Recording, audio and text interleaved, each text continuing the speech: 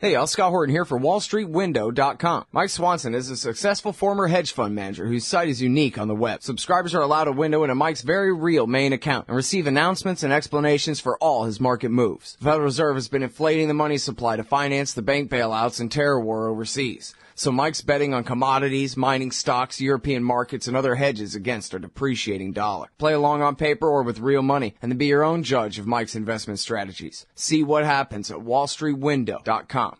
All right, first up on the show today is our good friend Jacob Hornberger. He's the founder and the president of the Future of Freedom Foundation. Welcome back, Jacob. How you doing? Oh, fine. It's always an honor and a pleasure to be with you, Scott. Well, thank you very kindly for saying so. It's very nice to have you here. And it looks like you got another speaking tour in the works here and a fundraiser in order to make it happen. So give us the lowdown, a key to the present. Yeah, as you know, we've been at the forefront of this battle for civil liberties for a long time, and especially since 9/11, and we had two big conferences in 2007 and 2008 where we were talking about the kind of things that are going on now. Glenn Greenwald was one of our speakers. He's, as you know, is the guy that has been exposing all this NSA spying surveillance schemes on the American people through this NSA former employee named Ed Snowden. And we had people like Ron Paul and Andrew Napolitano, Ellsberg. I mean, just a whole cast. They're all on our website of, hey, this is where America's headed. We've got to stop this thing. And then last year we took our message on the road with panels to many college campuses. We had a panel with Glenn Greenwald, Bruce Fein, myself, Jack Hunter, talking to students about the vital importance of civil liberties in a free society. And Greenwald's there talking about, all the surveillance schemes under which we're now operating. And then we went to the Students for Liberty annual conference. We gave them the same message. And so here we are now with the whole thing blown up. We now see that this is exactly what the U.S. Government has been doing, spying on the American people, monitoring them, supposedly keeping them safe from the very threats that their foreign policies produce. And so what we're doing, we're asking people for help, and we need the help. We want to continue this message to the students that people say, oh, the students are the future, that's where the future is. And well, that may be true, but we say, look, they're the key to the present too. And we're not one of these institutions that says, oh, let's work for freedom 20 years from now and 40 years from now.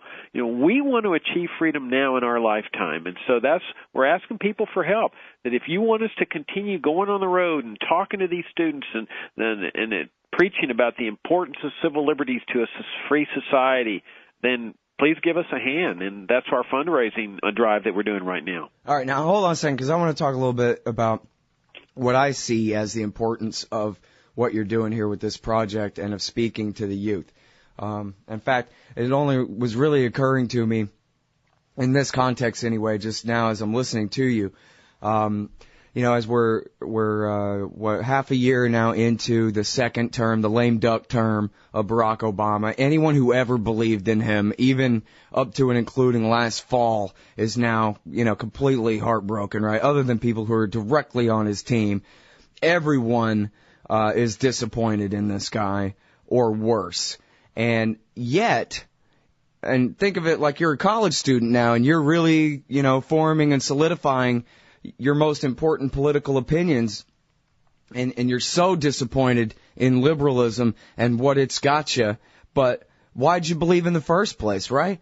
It was because it was supposed to be the antidote to the poison of George W. Bush and Dick Cheney, the dark times, the empire that they brought, and the era of fear and the worst kind of revolution within the form from the top down that they perpetrated on this society. And so you have all these students who are completely fed up with the Obamas and the Hillary Clintons of the world, but they don't want to go back to the Republicans. They remember the Bush and Cheney years too. They were, maybe younger teenagers then or whatever, but they remember the dark times of the Bush Cheney. So they don't want conservatism either. And this is where, wait, who's giving a speech tonight? Oh, it's Jacob Hornberger and the crew, here to preach the plumb line libertarian message. Who's good on war? Who's good on civil liberties, no matter who's in power? FFF. Well, it's really nice to hear you say that. I mean, I agree with you that, this is the right opportunity. There's that old saying, about crises create danger and opportunity. We have an opportunity, and one thing we've noticed in these students is that there's this really burning interest in civil liberties. I mean, we've been drawing large crowds at these college civil liberties tours, and we attract liberals, conservatives, libertarians, because we're all on the same page when we do these panels. We're all on the same page on what's going on and what the future holds for America. Yeah. And I think Well, wait, I got to interrupt you again to talk about you, because you can't say this part about yourself, but I can, because I've seen your speeches about civil liberties that you give to these kids, and I think a lot of the premise is, not to put words in your mouth, but it's sort of kind of, you accept that maybe some of these kids really would be Republicans, maybe would be, swinging to the right because of Obama, except for maybe how bad Bush and Cheney were, and so you're really pushing on them, these maybe young Republican-leaning types, the importance of civil liberties. You can't have economic liberty. You can't have any other kind of liberty unless you've got the right to a fair trial, pal. That's right, and conservatives have this blind spot there, and I think these young Republicans are now starting to realize that. In fact, I recently spoke to a young Republicans group here in Fairfax, and I'm hitting them on principles, which they don't generally get in the Republican Party, is that we're talking about what are the principles of liberty here? What is the role of government in a free society? And I could tell from the looks on their faces that they just had never thought about it in that sense. And so what we're trying to do is say, look, the solution isn't trying to get better people in public office to manage this system. What is the role of government in a free society? And so it's a systemic problem. We're trying to change the system, replace it with a system that's based on the principles of a free society, where the government doesn't have the power to go abroad and wage wars of aggression and do all these things that the Founding Fathers did not want the federal government to be doing. And that's, of course, on the civil liberties side, foreign policy side, doesn't have the power to spy on and monitor us like they do in communist countries in Cuba and North Korea and China and so forth. And then, of course, there's the economic side, which whenever we go to these things, we always pass out our monthly journal samples of Future of Freedom and my essay, Economic Liberty in the Constitution. So we're exposing kids to the principles of economic liberty too. But as you know, Scott, all too many libertarians, everybody understands in the libertarian movement the importance of economic liberty. But even some libertarians are a little weak on why civil liberties are absolutely essential to a free society. That's what we're doing here at FFF. All right. And so now, was it earlier this year, late last year, that you did this tour with Greenwald and Bruce Fein? Yeah, we did two tours. We did one on the East Coast, which took us to about 4 or 5 colleges on the East Coast, and then we later did one, both in the same year, 2012. We went out to the West Coast and did 5 schools out there. And then all the videos are on our website so people can access them. That was part of the idea of the tours, that not only would we reach people there in the audiences, but we would videotape these things so that other people could do them. And then since then, I personally have gone to 4 or 5 colleges on their invitation: University of North Carolina, University of Albany, Slippery Rock State University, University, I think, of Wisconsin, not sure, that I did by Skype. These kids, they really have this burning interest in this subject. And now that this whole surveillance scheme has come out, now's the time for us to go to battle here. I mean, the battle lines are being drawn. There are some liberals, principal liberals like Greenwald. There's some principal conservatives like Bruce Fein and so forth. But clearly, this is a libertarian battle, and we need support. And that's what we're asking people with this fundraising letter is, give us a hand. You give us the resources, we'll get out there and fight.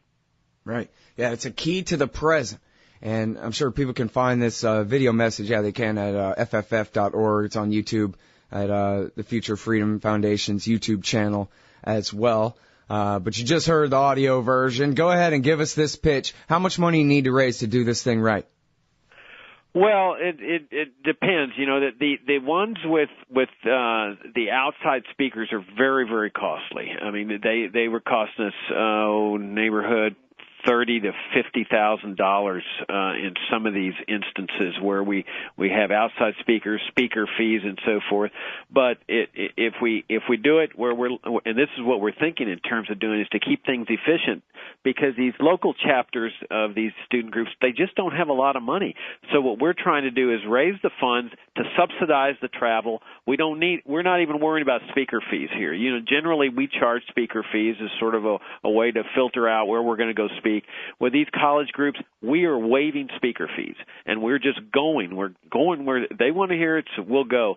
And so we're hoping somewhere in the around $30,000-$40,000 that'll fund speaker fees. not fees, speaker travel, hotels, and so forth for Sheldon Richmond, myself, and any other outside speakers that are willing to do it without the speaker fees involved. Mm-hmm. I know a guy who's really good at complaining about foreign policy and works real cheap.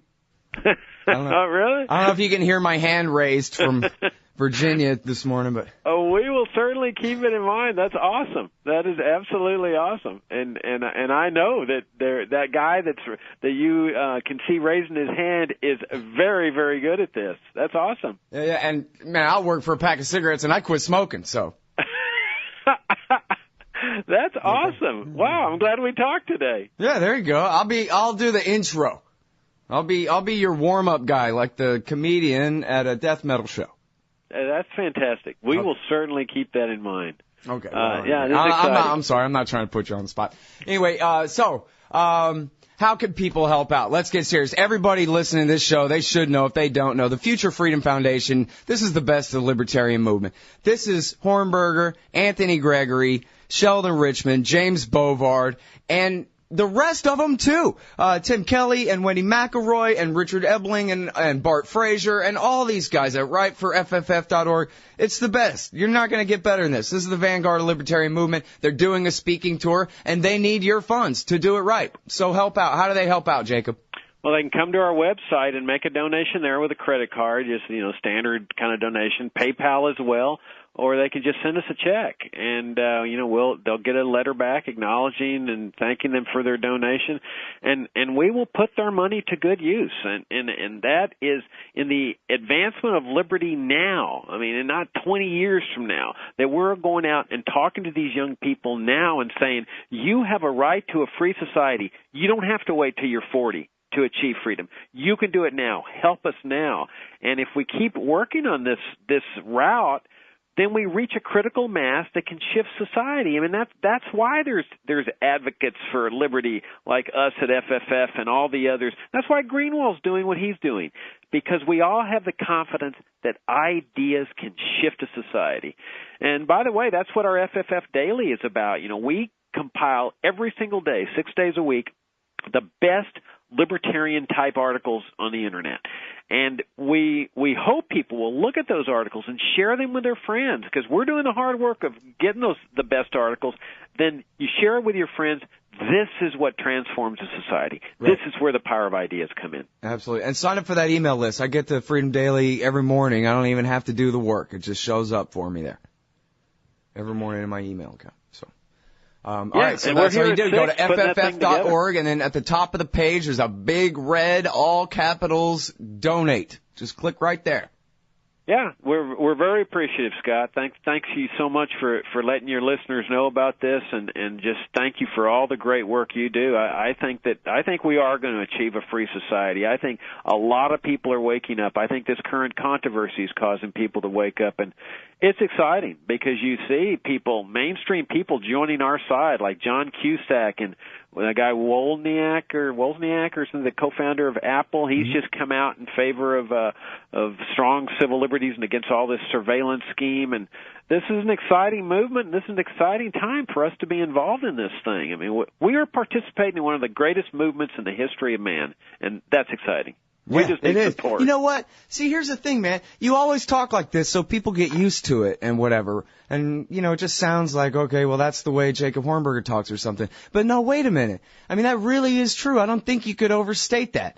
That, if you just if you remove yourself from this era for just a second and you look at, well, you have your your eras of hardcore, religious fundamentalism, and then you have your eras of kind of Renaissance and Enlightenment, and then you kind of swing back and forth and whatever.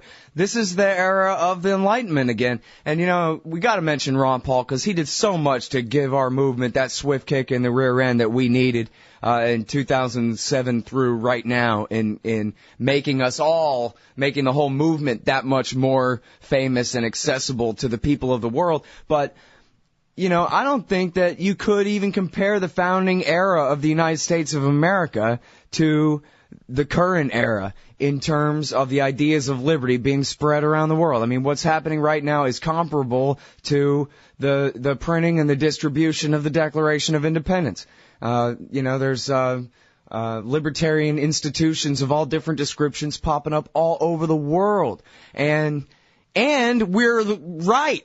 So it's not just like, well, there's some ideology spreading all over the world. It's individualism and, real Sheldon Richmondian libertarianism, the good kind, the good stuff.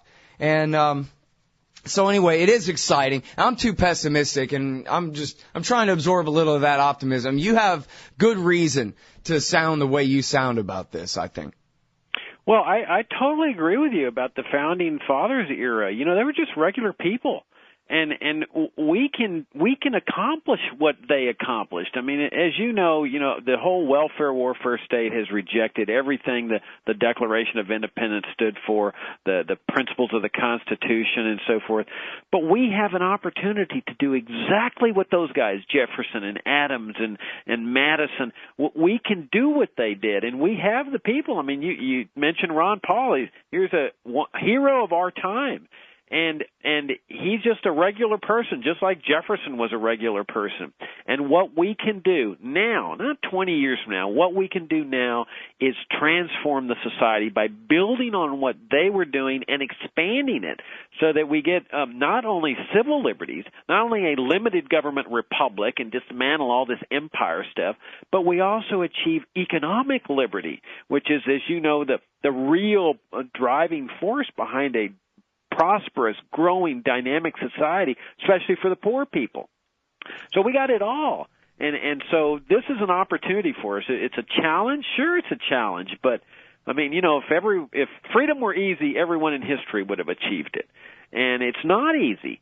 But I agree with you. There are so many great proponents of liberty right now, eloquent, knowledgeable, understanding. Now's the time to strike. And I think that's happening right now. Yep, absolutely. All right, thanks so much for coming on the show. Appreciate it, Jacob.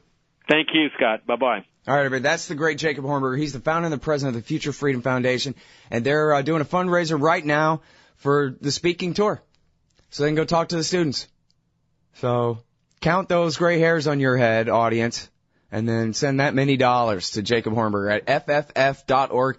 It's the big red donate button at the top of the page, fff.org.